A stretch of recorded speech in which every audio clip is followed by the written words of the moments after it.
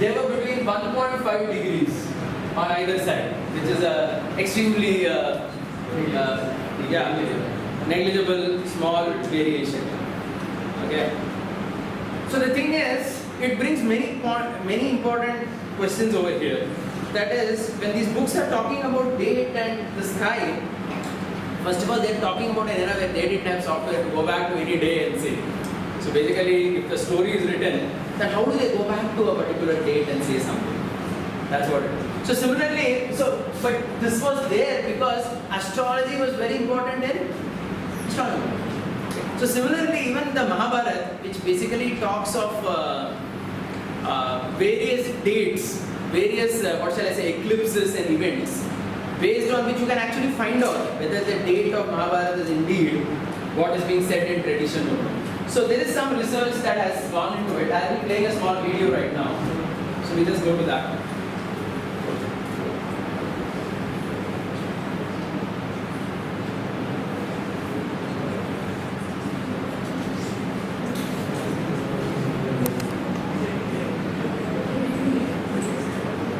Reflected by these Professor Archibald described the Mahabharata text. The Mahabharata is an important milestone in the chronology of India. How did we solve it? Traditionally, Indians have believed that the war took place about 3000 BCE. Modern scholars who have a more critical approach to the study of these epics took a different view. They did not believe the traditional view that the war took place so long ago, and they wanted to determine the date by using a variety of methods based on linguistics, methods based on archaeology, the genealogy lists in the Puranas, and methods based on astronomy. And they came up with a plethora of dates ranging from about 5000 BC all the way up to 500 BC. Professor Acha uses a specially developed computer software program that enables him to view the night sky as it would have appeared at any time in the past. He has painstakingly reproduced the exact night sky for every reference to it in the Mahabharata. Professor Acha again. Turns out, the types of astronomical phenomena referred to in the epics consist of muhurtas, tithis, and then eclipses, comets, and the conjunctions of planets with different stars, and so on. In the beginning of the war, Vyasa meets Dhritarashtra on the eve of the war, and recites to him the omens that he has seen. These omens predict the imminent war between the Pandavas and the Kauravas, and the terrible events which will befall both the Kuru family. Okay, so I'll just briefly explain. I wanted to do that before we started, but so basically this, what you're seeing here is an interview of this particular professor who is a person in Pune itself, and he's from the Bhandarkar Institute. He has done research on what he has basically done is, I'm again trying to tell you what we are trying to show here. The book which is there not only tells the story, but also it talks of the sky. So it talks of the sky at every point in time. So in fact, this is the only very small presentation being done. But actually, if you see the Mahabharata, it talks about everything. For example, when Yudhishthir goes to the forest, what is the sky? When he becomes the king, what is the sky? You understood? When the war is about to take place, what is the sky? That means which planet is situated where. Okay?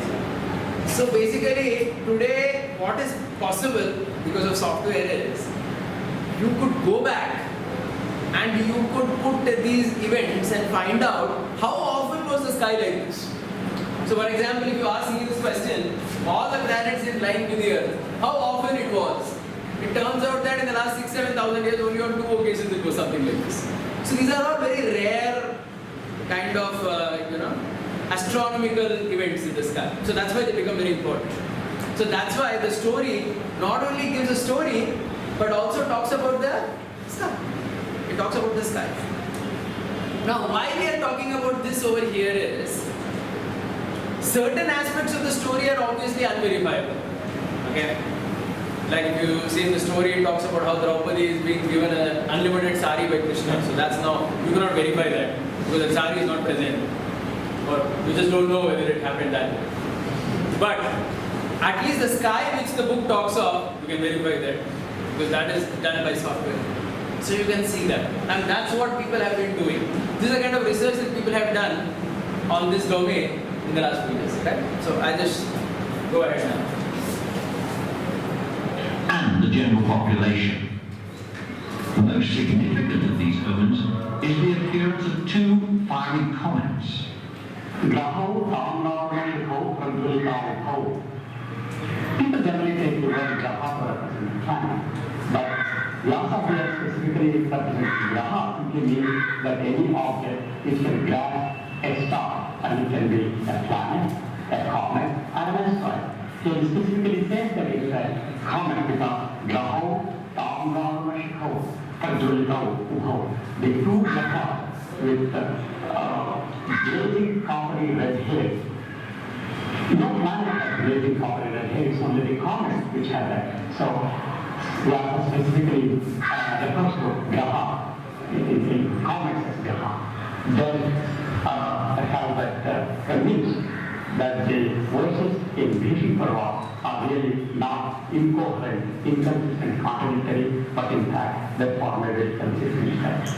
Professor Archer has identified further astronomical references in two of the books of the Mahabharata, namely the Udyoga and the Bhishma Parvas. Again, these were regarded as omens of imminent disaster. These were when Saturn was at Aldebaran and Mars performed a retrograde motion near Antares. Now, the astronomical events which are common to both Udyoga Parva and Bhishma Parva are these. Saturn is at Aldebaran. Mars has performed a retrograde motion at Antares. The lunar eclipse in the month of Kartika, which occurs at Fridays, is followed by a solar eclipse near Antares. So I searched for the year between 3500 BCE to about 500 CE. Range of 4,000 years. Indeed, there are 137 such conjunctions where Saturn is at Aldebaran. Here we see Saturn's transit at Aldebaran. It is an event which is even today considered by Indian astrologers to be associated with great wars and violent events.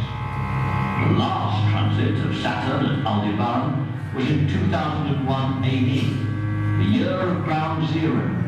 Saturn's retrogression seemingly predicting the exact month, September. Professor Acharya. I hope you got this point. So basically he's talking about how when a particular planet is in a particular place, that is astronomy.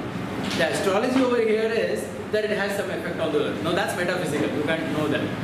But he's just giving an example that when the Saturn, has a retrograde at this particular point, it has generally been seen that on the Earth there are certain violent activities. Okay, so the last time the Saturn was said to be there was in September 2001. So in case you don't know what happened that time, the Twin Towers fell down and George Bush went into Afghanistan and started a huge war. So if you remember September 2001. Okay, so the point that is being said here is about, so why is this important in the Mahabharata? Because Vyasa is basically telling Dhritarashtra that don't fight, because the time is not very good. It's going to be destruction. Everyone will be destroyed. So better give the kingdom back to them and try to stop the war. But that fellow is not willing to listen. That's the story. But in the story, the sky is being described. That's the point. Yeah. And then I searched for those years in which Mars would perform a retrograde motion near Antares. Now Mars does that on about a synodic period for 680 days. So I searched for a period of 2.5 years on either side of each of these 137 days. And it turns out that this reduces the set of dates from 137 to just 17. And then I looked for those years where there is a lunar eclipse in the month of Kartika, that is near Pleiades. and this reduced the set from 17 to just 2. These 2 years identified by Professor Acha were 2183 BC and 3067 BC. I thought I could use the solar eclipse to eliminate one of those, but it turns out on both of these days, the lunar eclipse is followed by a solar eclipse, which occurred in the Antarctica. In 2183 BCE, the winter solstice occurs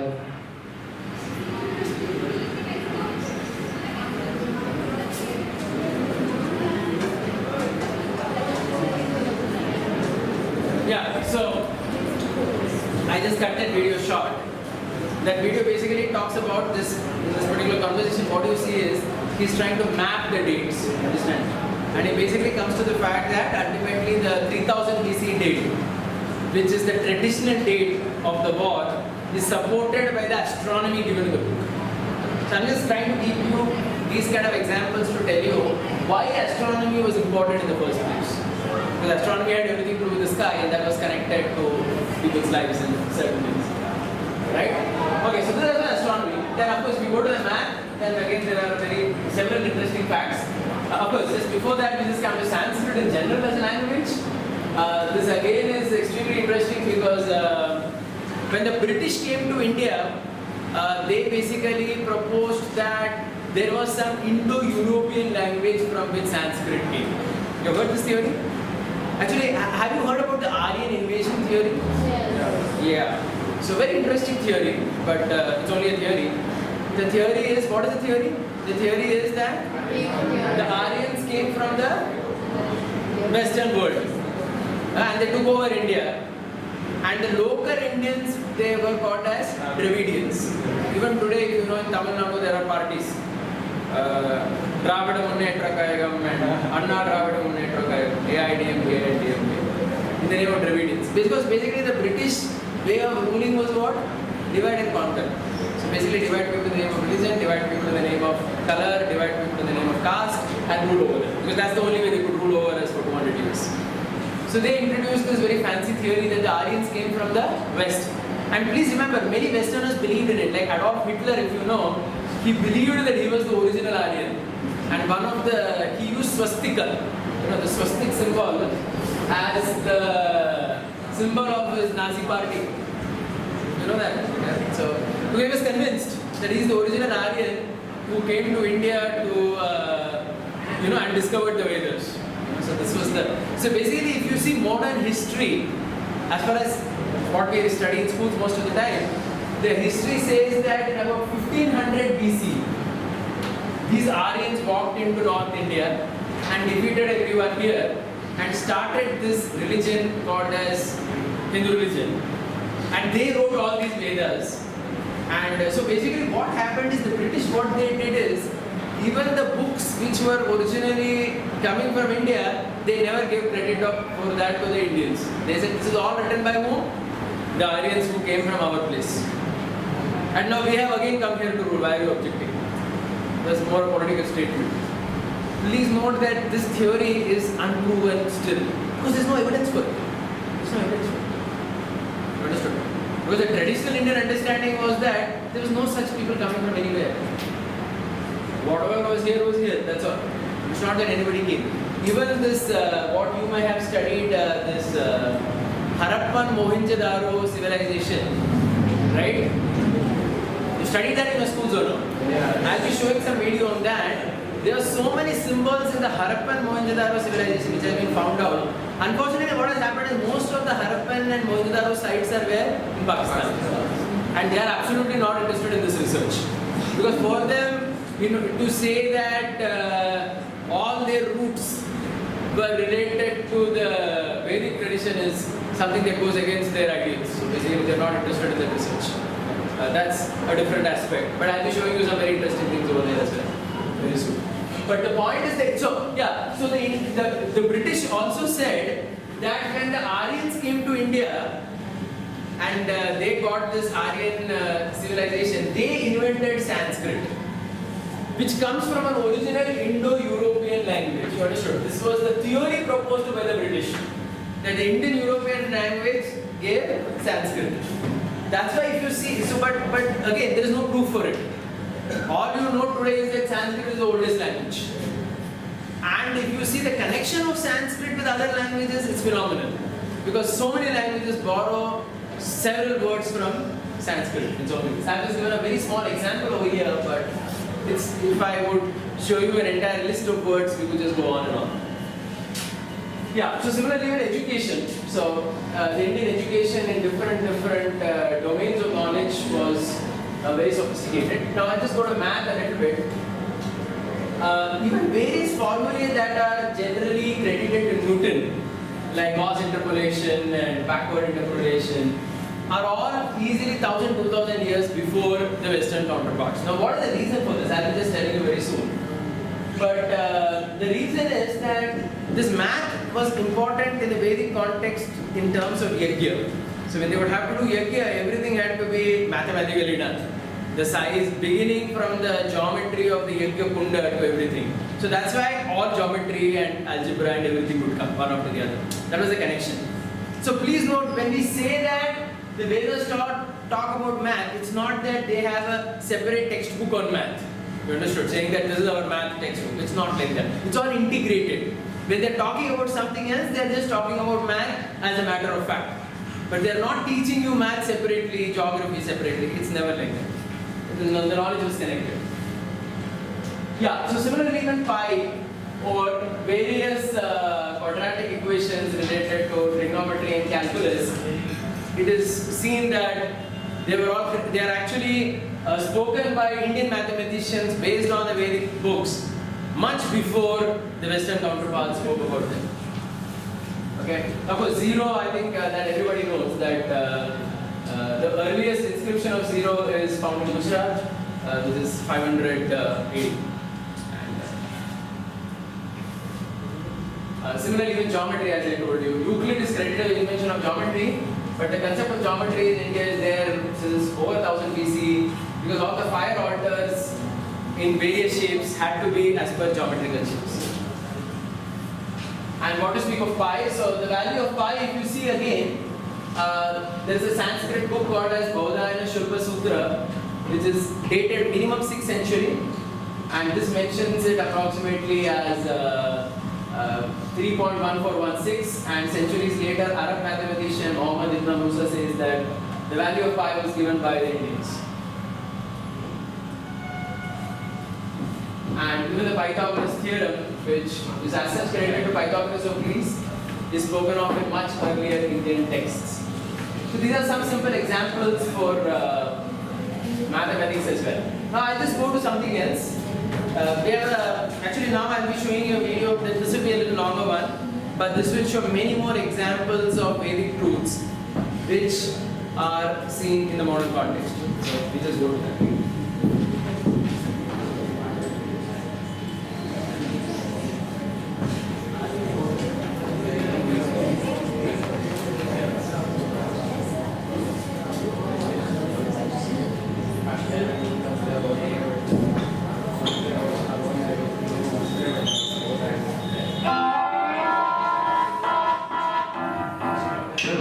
This agreement include satellite imagery of the Indus-Saraswati river system, marine archaeology of underwater sites such as Dwarka, carbon and thermoluminescence dating of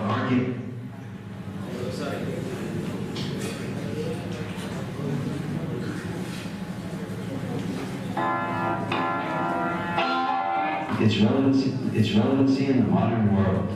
We will show by means of high-tech research techniques that statements and materials presented in the ancient Vedic literatures agree with modern scientific findings, and they reveal a highly developed scientific content. Techniques used to show this agreement include satellite imagery of the Indus-Saraswati river system, marine archaeology of underwater sites such as Dwarka, carbon and thermoluminescence dating of archaeological artifacts, scientific verification of scriptural statements, linguistic analysis of scripts found on archaeological artifacts, and a study of cultural continuity in all these categories. Early Indologists wished to control and convert the followers of Vedic culture. Okay, so now actually I'll have to make some discussion as well.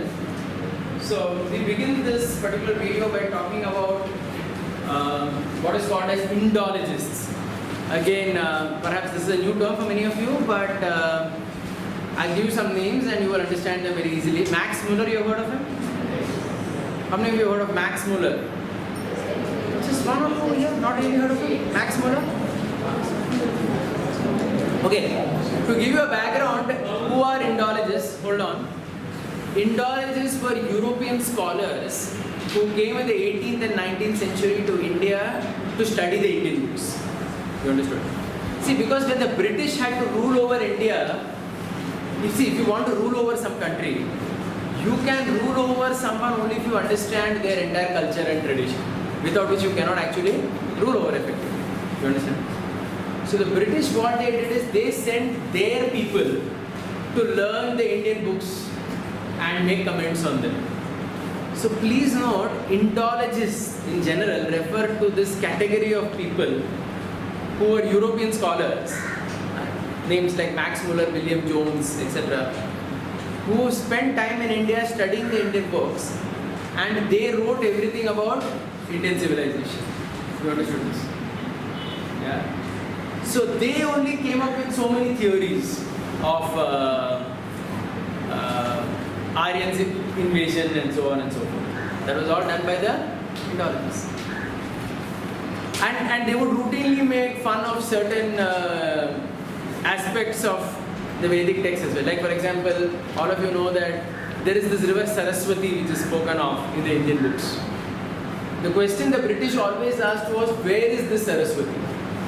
Because please note that the Saraswati river is not seen. It's like there is Ganga, there is Yamuna, but Saraswati is not seen. So where is Saraswati? It is only as, but however the Mahabharata and the other books talk in great detail about Saraswati. But the Saraswati was not seen. So it is only in 1990s that French satellites discovered the entire path of the river Saraswati, which goes across North India, goes into modern day Pakistan and meets the Arabian Sea in Sindh. You understood?